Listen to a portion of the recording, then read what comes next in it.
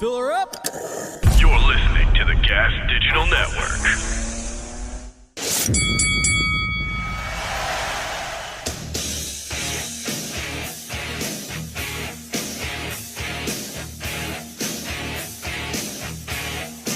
Ladies and gentlemen, your host for the House of Hardcore podcast, Tommy Dreamer.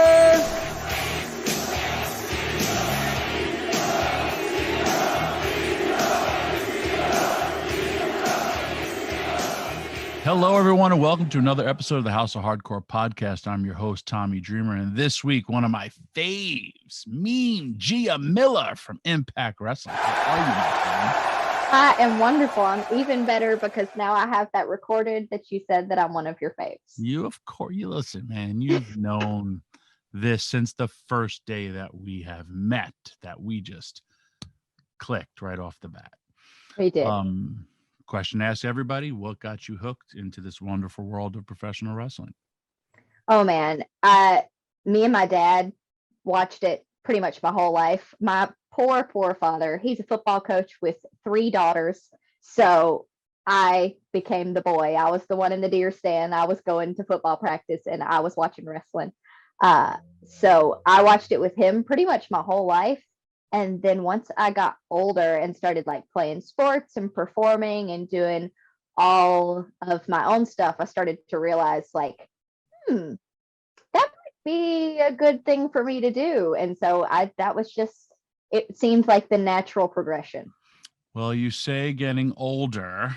Let's say, how old are you, Gia? I am 24. Okay. Well, yeah, that's kind of, I still view you as what? I've known you now 3 years, so 2 to 3 years. Yeah, I think we met. I was probably 20 when we met. Because I hadn't started wrestling yet, and I hadn't even started training when we met. And you were still in college. You were just finishing up. We met at an independent show for Ethan Page, and you worked my merch table, and that's where we hit. Yes, I did. Well, I had known about you through your boyfriend, Ace Austin, who's doing extremely well for himself right now in New Japan. Just joined the Bullet Club. That's going to be a whole thing. His ego's going to be through the roof. I don't know how you're going to have to deal with him. Oh, I know. I don't know how. I think he's going to have to check another bag to fit it on the plane. He'll have to claim his ego at customs. All right. So here's a few things. Number one, I'm from New York. You are from where? Mississippi. Now, you said sitting up in a deer stand. Mm-hmm. So that's where I understand you go very early in the morning. Oh, yeah. Super early. And you sit there with a gun. Mm-hmm. And you shoot Bambi. You shoot innocent animals. No. Don't shoot Bambi. We shoot Bambi's dad. All right. Well, it is a big thing, too, because of overpopulation of deer. It is during hunting season. Absolutely. It's kind of why you have to have it. I take great pride in the hunter I was raised to be because my dad always taught hunter safety and he taught hunters education. So and especially being on a deer stand so young, he always preached safety to me and like why we do it. We don't just, go out and poach. We do this legally and we do it, according to what those laws are. So like if the game warden is like, hey, we have too many does populating the area right now, we're going to go out there to work on that rather than just hunt for sport or for trophies. And we also eat everything that we kill. I've killed 2 deers, both with my vehicle, and I have quickly found out how important it is. Like first the value of just like you're driving along and then all of a sudden you hit a deer. Mm-hmm. But yes, the hunting. I'm also a big fan. One of my guilty pleasures is swamp people who love the show. Oh yeah. And they talk about if there was no hunting of alligators, they are number 1 on the food chain. They're also cannibals. If there was no hunting of alligators, then they would overpopulate the earth. Oh yeah. especially when they're at the top of the food chain like that. Then they end up eating all their prey, and then they start eating each other, and then they start venturing out of the water to find food, and they start getting Fido, who got let off the leash, or the cat that's out, or something like that. Deer aren't predators, but they do become a hazard on the road when you have too many. That's like, I drove out from Ohio to Rhode Island, and I saw so many deer on the side of the road. So on the way back, I counted how many dead deer, and it was 120 dead deer on the side of the road. Just, I mean, that's a pretty long way, but still, that's a lot of deer. I counted how many deer from Detroit Airport to Muskegon, which is a 3-hour drive. It's across the state, and I had 56 in 3 hours.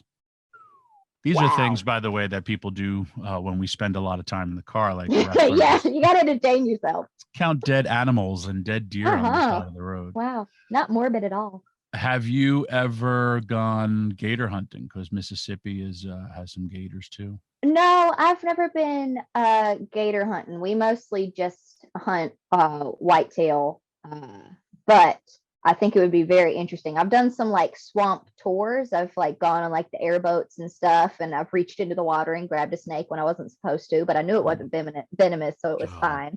I watched a lot of Animal Planet as a kid. So I did stuff like that, but I've never hunted alligators before. Well, this is just you and me talking, and nobody is here listening to this. I don't like snakes at all, almost fear. It's my pretty much only last fear that I have, though I have touched. I've tried to conquer all my fears. We have a few snakes in my koi pond, and I hate them. So I may have to invite you over to become my snake hunter to get rid of them. Oh, yeah.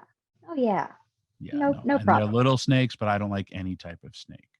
I love them.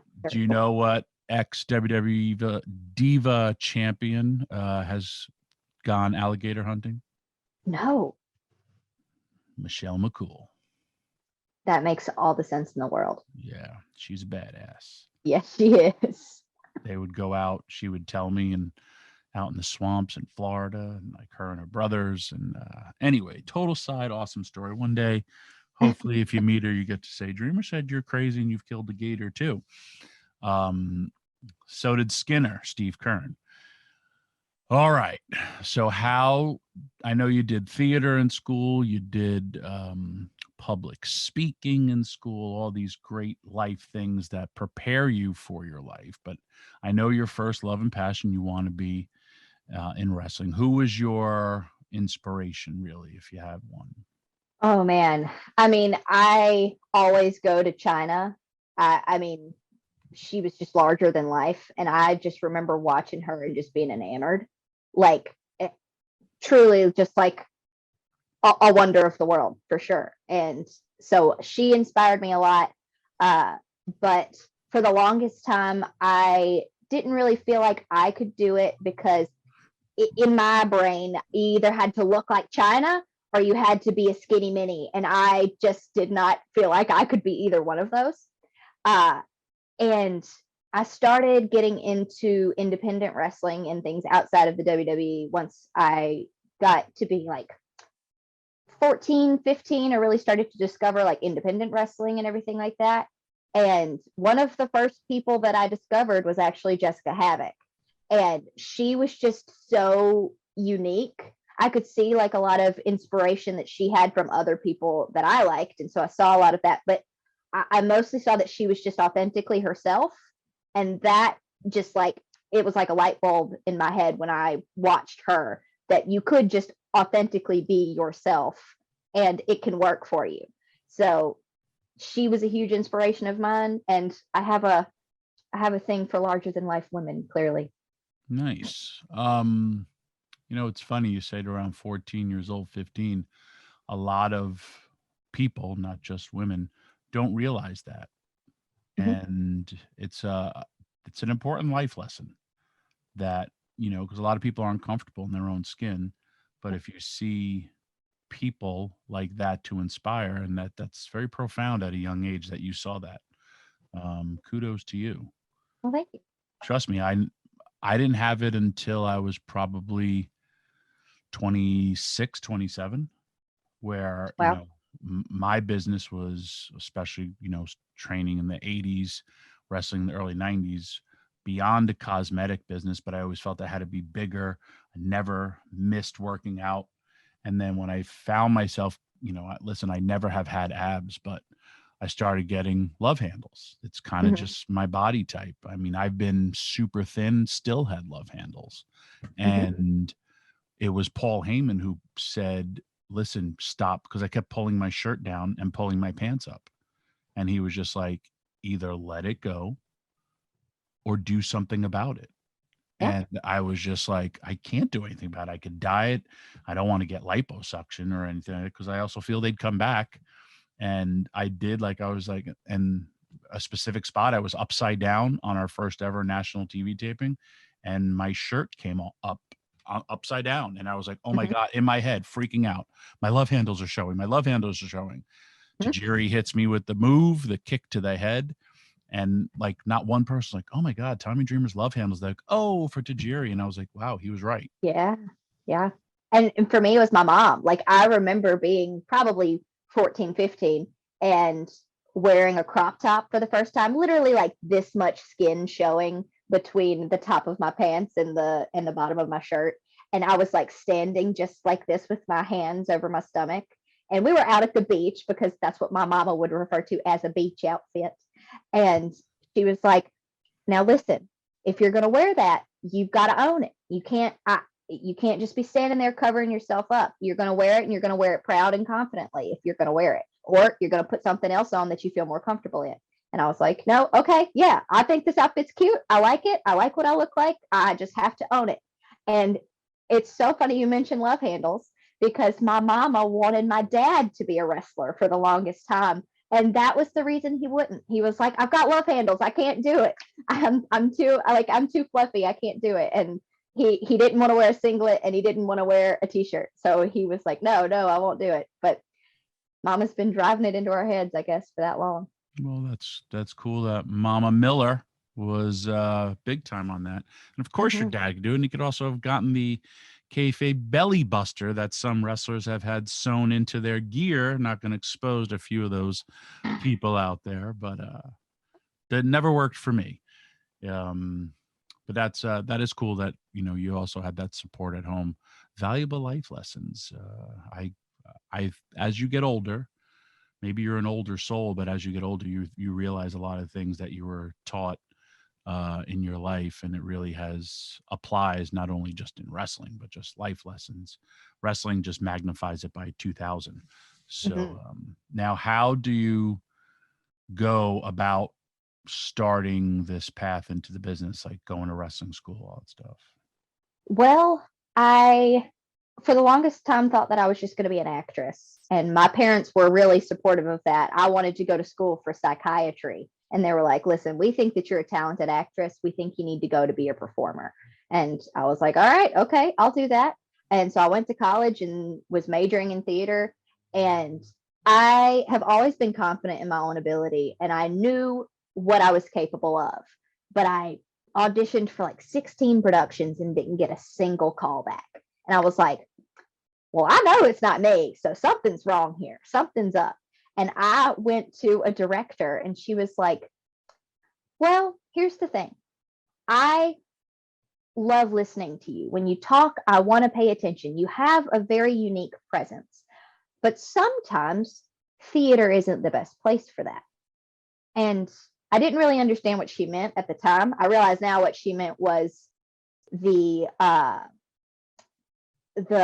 general cast is not the place for that. That's a place for a lead role, and we've already pre-cast all of that. So that it just wasn't going to work for me there. And I walked out of that office, and I was like, okay, I'm going to be a professional wrestler, because that's something that you need. And if I've got that, then I'm going to use it.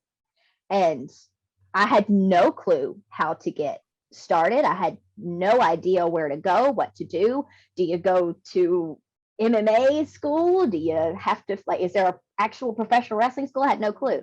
And through the grapevine of me being outspoken about like wanting to be a wrestler, someone was like, oh, I've got a friend, and he's got a friend, and she used to be a wrestler. I'm like, oh, that's really strange. Well, I mean, I'd love to talk to him.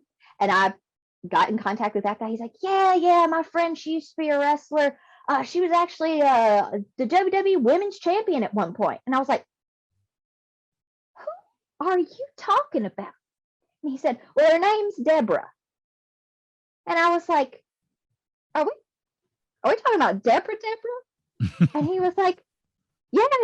She was in the WWE. She did this. And I was like, oh my word. And so one way or another, he was like, I'd love to get you in contact with her. And so I ended up going to dinner and hanging out with Deborah.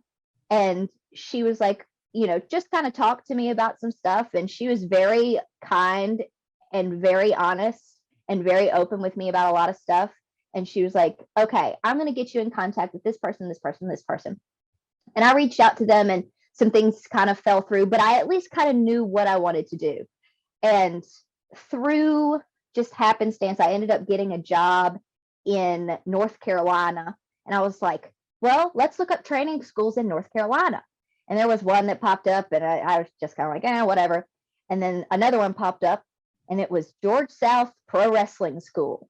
And I was like, something just jumping out at me, like with that one. And there was no pictures on it, no nothing. It was just George South Pro Wrestling School.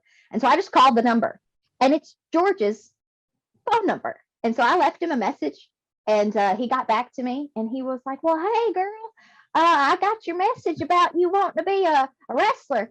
Now tell me, you're in Alabama now. And we had a big conversation, and I ended up going to North Carolina and training with him. I trained with him, Caleb Conley, and Jake Manning 3 days out of the week. And I was only able to be there for that summer for that job. And so I told him up front, like, I'm only going to be able to be here for like 2 months, but I want to do this. And he was like, all right, well, we're going to make the most out of this 2 months then. And he took me everywhere. He really, really took care of me. That whole crew did, the training class, everybody that was there at High Spots really, really took care of me and made sure I got the absolute most out of my time there. And then after that 2 months, I went back to Alabama, and I was like, well, I don't really know what to do now. And George was like, don't worry, I'm going to take care of you. And so he got me in touch with our good friend, Mike Jackson. Yes. First of all, I didn't know anything about your George South story, which is awesome. Oh, and yeah. I'm a big George South fan, and that's cool that he then refers you to the timeless classic Action Mike Jackson, who Absolutely. I just spoke to the other day, by the way. And so now you're training with Mike. And how old is Mike when he starts training you?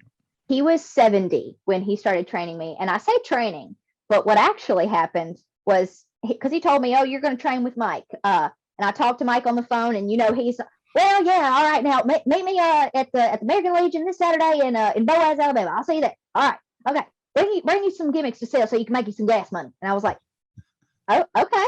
What's a gimmick? Like, yep. I was, and I was at least familiar, so I was like, why am I selling gimmicks if I'm just going to train? And I assume help set up the ring and stuff like that. So I get there like 3 or 4 hours early, and I walk in and I shake hands with him, and we start talking. And then another girl walks in. He's like, oh, now this is the girl you're going to be wrestling tonight.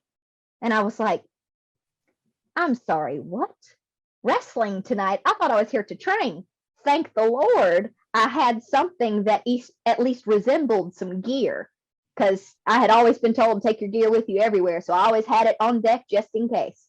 And he was like, yeah, this is the girl you're going to be wrestling tonight. We're going to do a mixed tag.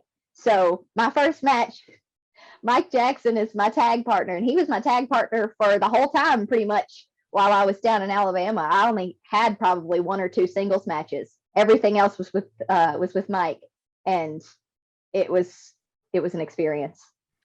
It's very, very cool from Deborah to George South to Mike Jackson. That's how the connection of wrestling is. It's really cool. Mm-hmm. And Deborah, that's really awesome that she did that. And she was also, like you said, honest. She's a great person. I love every time I see her. And then just also that, not trying to take advantage of somebody, and, like it's all glitz and glamour, all that stuff. So it's cool. And Mike Jackson, man, like, what year is this? Because I'm trying to guess his age. This was 2019. So now he's about 73, 74. I think 72, And 73, somewhere in that area. I will be tagging with him coming up in July, by the way. So All right. I'm taking your spot in somewhere I will in bestow it Birmingham. upon you. Oh, in Birmingham too. All right. Well, that's cool that you have when you talk about experience, you're in there with somebody who's got a hell of a lot of experience. So you're basically doing some, as Tracy Smothers, God rest his soul, you're doing some outlaws, you're doing some independent wrestling, and I'm sure you're seeing the best and the worst of the professional wrestling business, but they're all learning experiences. Absolutely. George, on my very first day that it was before I'd even started training in ring with him, he was just like, well, if you're in town, come to this show and just, help out, kind of be around. And it was a outlaw show at a shut down fairgrounds. And I got there before him, and I was kind of helping pick up some trash and stuff like that, just kind of helping out. And he pulled me aside. And he's like, did they tell you to do that? And I was like, oh no, nobody told me to, but I just figured I'd help since I was here. He's like, okay, well, just so you know, you don't have to do anything that didn't come out of my mouth. You listen to me and you stick with me. You're a smart girl, and it's not going to take you long to figure out who knows what they're talking about and who doesn't. And I'm going to make sure you're taken care of. So I've always counted myself very, very lucky to have been so well taken care of and protected by. I not only have one dad in wrestling, I have two, I have three, I have so many people that have taken care of me and really taught me a lot in a very short amount of time. That's great. So with all these father figures, how the hell do you hook up with Ace Austin, young lady? Right. Funnily enough, did it with magic. Yeah, he just appeared out of nowhere, and there he was. Poof, we're dating. Yeah. No, he, again, through the grapevine of me being very outspoken about wanting to be a wrestler, my best friend in college, she was like, there was this kid that went to my high school, and he wanted to be a professional wrestler. And I think he'd be really good for each other. I was like, okay, well, did he want to be a professional wrestler, or is he? There's a difference. And she was like, no. I think he is one, because like he was wrestling while we were still in high school. I think he's like actually doing it. I was like, okay, well, I wasn't really interested. I had just gotten out of a relationship literally 2 days prior to this. And I'm like, I'm not really interested in dating anybody or talking to anybody. She's like, no. You got to listen to me. He likes this. He likes theater. He likes Batman. She knew all these things about him and was just really, really putting him over to me. She's like, I really just think you two would be perfect for each other. And I was like, okay, well, show me his picture. And I was like, oh, well, he's kind of cute. That's fine. Give him my number. And she was like, oh, well, I don't have his number. I don't really know him like that. I'm like, what are we doing then? Why have you been putting this guy over to me so hard? And she was like, well, I know him through this person. And she's like, well, just add him on Instagram and send him a message. And I was like, I am not about to do that. No, I am not going to just message him and be like, hey, my friend that you don't know thinks that we should date. But I did follow him just to like kind of see what he was about. And according to him, he said that when he saw me, he thought that I was a catfish, that I wasn't a real person, and I was like a fake profile that somebody had made. And I was also on private, and I had like your bio and your Instagram. Mine said the wrestling girl in the theater department, because that was kind of my reputation at the time. And he sent me a message immediately and was like, the wrestling girl in the theater department, ? And I'm going to put Ace Austin, I'm going to expose him right now. Because I said, oh, LOL, that's me. Yeah. He was like, well, I got to sit down because I was not prepared to meet my soulmate today.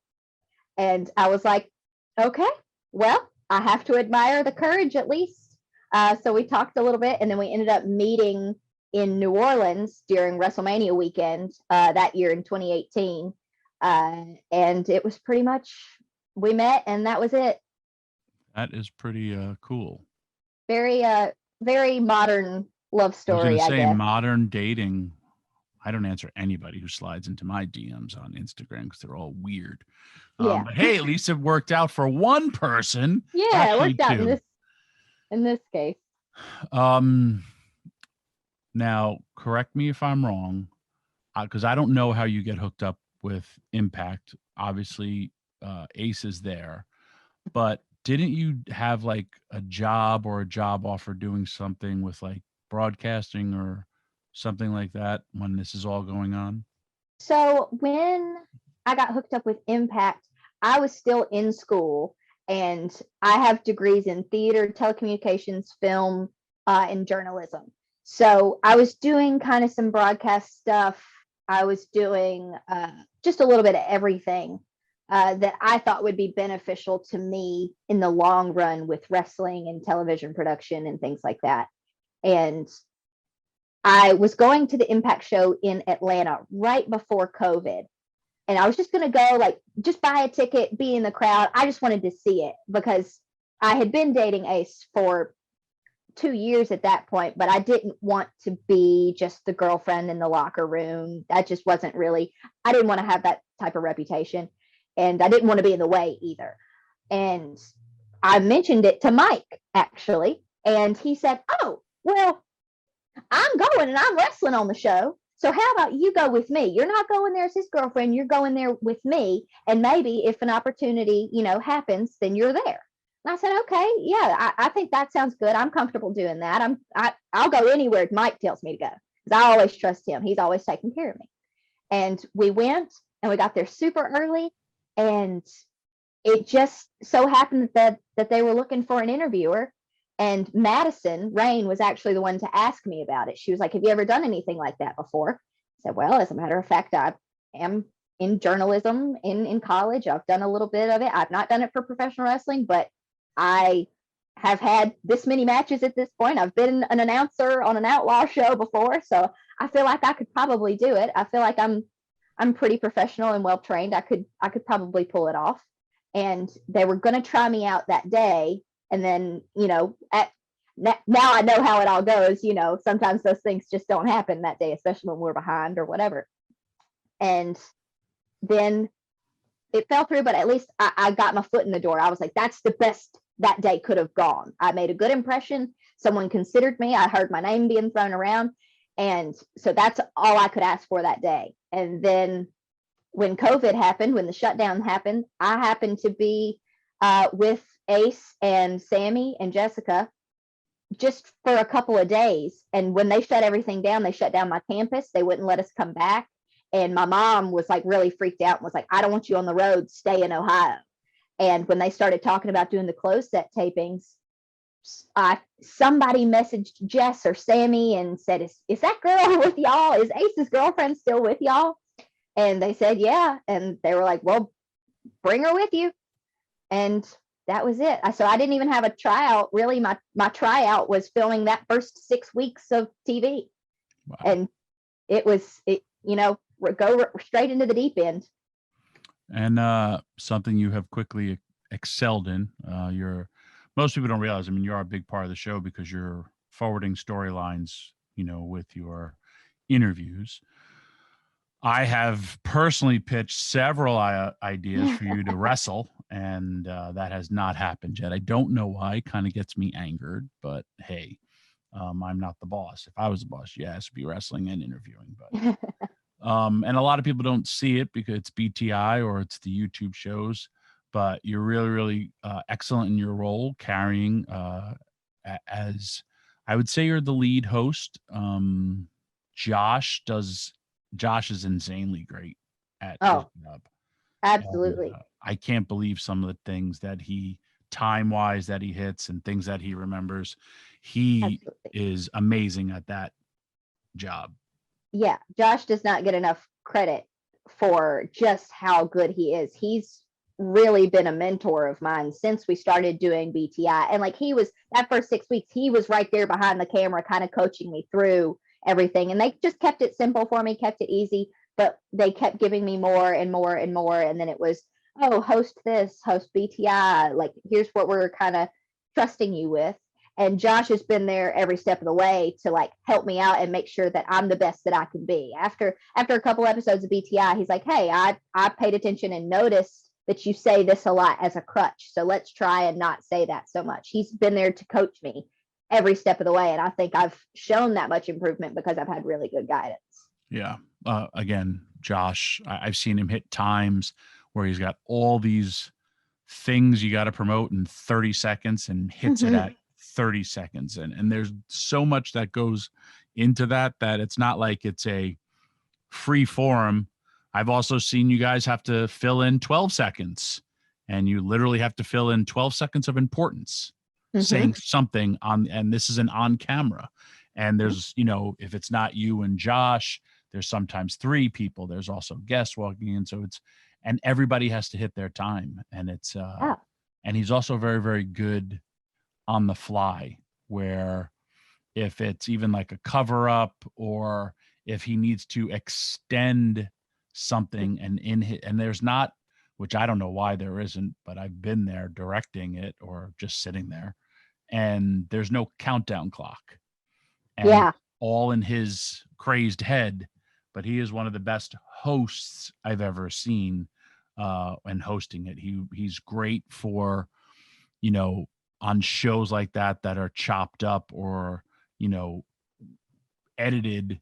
He's a perfect pitch person from, hey, we're going to story A to story B, or this is a recap of why everybody's wrestling towards a pay-per-view and all that stuff. And that's cool that you get to work with him, because he too was, I've known Josh his entire career.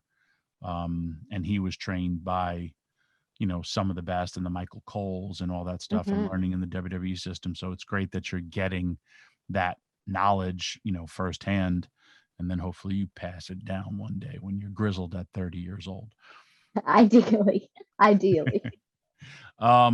Wrestling. You have wrestled in Impact. I remember it was for our throwback show. What is your character's name? Rusty Iron. Oh yeah. Can you say that one more time in English and not your Mississippian? Rusty Iron. Thank you. Rusty Iron. I have to hold my invisible microphone so that I have a neutral accent. Yeah, that was a rough one. And you were a heel. You were a damn good heel. I think the coolest part about when you had your official match for, television, when you came in the back, and how many people were so happy for what the great job that you did. And you did do a great job, but it's also so different than your on-air persona that you had. And it was a really feel-good moment, and it was like a locker room sellout for the back. But what did it mean for you doing it? Man, I honestly, I couldn't believe it when it was pitched to me. I thought it was a joke, because Jimmy actually was the one that just brought it up to me randomly, and he was like, "So you're wrestling?" And I was like, I have wrestled, yes." He was like, "No, on Impact for the throwback show, you wrestling?" I was like, "I am." He was like, "Oh well, yeah. Has nobody talked to you yet?" And I'm like, "No, not yet." And this was several weeks out, and so I was like, "Oh my gosh!" Like freaking out. I was like, "What am I gonna do?" But I was so excited, and it's funny, like when you say about like how everybody was so excited and happy and like a locker room sellout for that. I really feel like I've kind of become the little sister of the locker room. Especially being the youngest and the newest to the business. I think everybody has kind of taken me under their wing in some form or fashion. So I feel like it's almost like a collective effort to finally see what everyone's taught me up until that point, me go out and try to put all of that knowledge to use. And then, of course, I was with someone that can literally wrestle a broomstick, Deanna. So it was such a low stress night. And I wrestled for OVW for a couple of weeks at that point. So I was used to the venue, and I was used to the ring, and I felt very comfortable. So it was one of the matches that, like, I expected myself to be just absolutely terrified before I went out, but I just felt like so confident and so excited. I was nervous, but it was a good nervous. Like, I can't believe this is actually happening, because it's always been on my to-do list to wrestle for Impact, as like even as an interviewer, whatever. that was the natural progression in my head. That was always what I wanted to do. But I never, ever, ever expected it to be this early. I expected it to be much farther down the road, even if it was, a one-time thing. I was just grateful that anybody had trusted me enough to even do that. So it was just kind of like a really feel-good moment for me, because it was like a lot of that hard work had paid off, and I felt like I performed well. I felt like it was the best match I had had so far. And I think it's really in part because of that confidence, and the confidence that everyone else had in me was why I was able to be confident myself. Very well said. I can't top that or comment on it, because you're 100% correct. And it was a great moment. Didn't you have another one after that too? I did. I had one in Dallas with Jordan, or with Georgia Cobb. How stiff is Georgia Cobb? She's much lighter than Jordan Grace. No, Jordan took great care of me. I only peed on myself a little bit. I tell her because she punched me in my stomach really hard once in a battle royal, and we were having such a great time, and then she just legit uppercutted me, and I was just like, "Why would you do that?" And I was seriously pushed her away because I had to get my air, because she just bam for no reason, and then she laughed. That sounds like Jordan. Yeah, exactly. Oh, what about, you got your whole life ahead of you. What's your future goals? I actually had this conversation with someone recently, and it's always been kind of hard for me to pin down like a goal, because I'm so young, and like, you just never know where the road's going to take you. You never know what you're going to end up doing, because I've been doing a lot of managing lately, and I never thought that was something that I'd be interested in, but I've really, really enjoyed it. I think my ultimate goal is to be an icon. Like, when people talk about either, I don't care what it is, the best interviewers or the best managers or the pillars of the knockouts division, one day I want to be in that conversation. I want to be one of those iconic people that, like, I use Christy as an example all the time. Like, if you're in wrestling, you know who Christy Hemme is. I could say Christy Hemme. I don't have to explain who she is. I could say Tommy Dreamer. I don't have to explain who you are. Everybody knows, because you're iconic. And that's what I want to be one day. I don't know what it's going to be for, but that's what I want to be. I want to leave some sort of lasting impression, ideally a good one. But yeah, I want to be in the conversation even after my time is done. Nice. Well,